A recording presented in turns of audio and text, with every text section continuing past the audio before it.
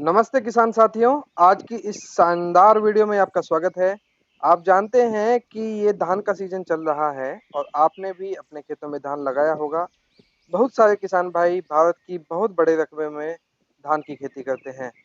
धान की खेती में इस समय बालियों का सीजन है और बहुत सारे खेतों में बालियां आ चुकी हैं।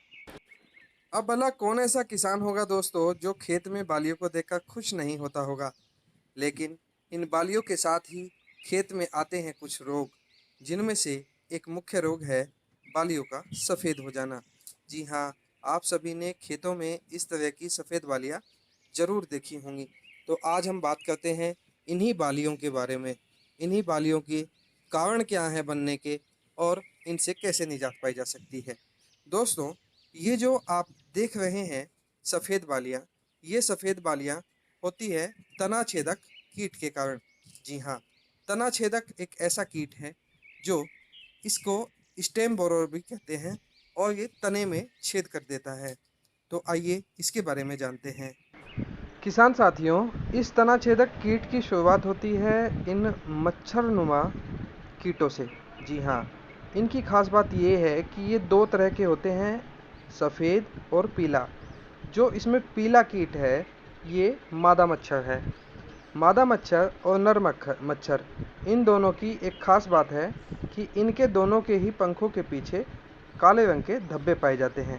इन काले रंग के धब्बों को आप आसानी से देखकर इन्हें पहचान सकते हैं। किसान साथियों, वीडियो में उपचार की तरफ आगे बढ़ने से पहले आइए जानते हैं कि ये कीट किस तरह से हमारी फसल को नुकसान पहुंचाते हैं। किसान साथियों, ये जो मादा मच्छर है ये सबसे पहले अंडे देती है और ये अंडे जो देती है वो 50 से 100 के समूह में देती है। यानी कि 50 से 100 अंडे एक बार में ये मादा मच्छर देती है। अब ये मादा मच्छर जो अंडे देती है, इन्हीं अंडों से लार्वा बनता है, इल्ली बनती है और ये इल्ली तने की तरफ अ, अंदर घुस जाती है और ऊपर से नीचे की तरफ तने को अंदर से खोखला करती हुई चली जाती है।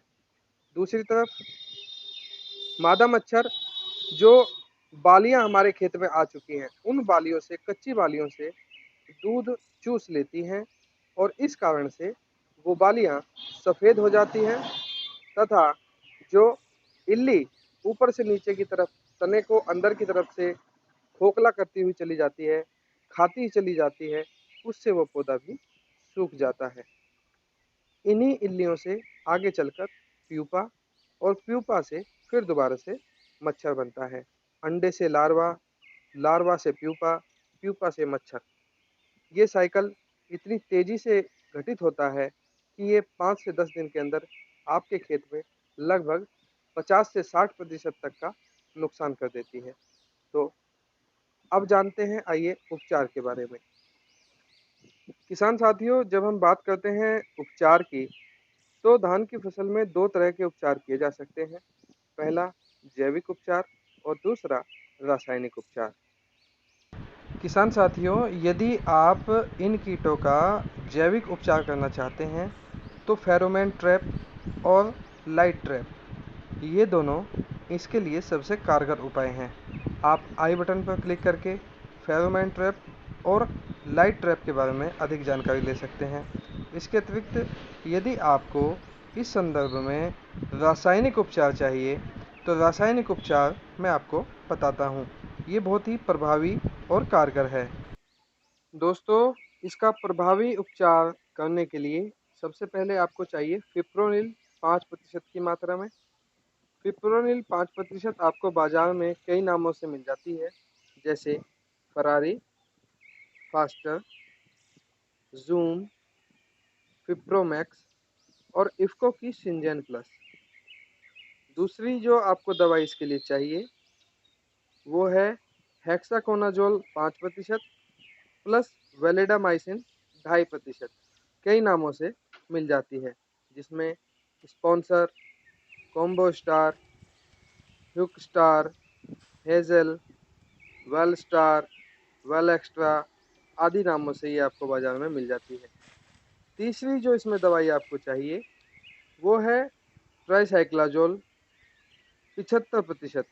ये भी आपको बाज़ार में शतरंज, ट्राइज़ोल, सिविक, ट्रिपल, मार्स और बीम आदि कई नामों से मिल जाती है।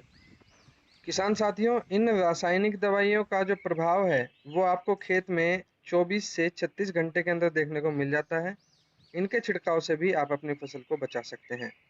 तो आज की ये वीडियो आपको कैसी लगी हमें कमेंट बॉक्स में ज़रूर बताइएगा। साथ ही यदि आपने अभी तक इस चैनल को सब्सक्राइब नहीं किया है तो चैनल को सब्सक्राइब कर लें, और वीडियो यदि अच्छी लगे आपको तो वीडियो को भी शेयर करना ना भूलें, ताकि दूसरे लोग भी इसका लाभ उठा सकें।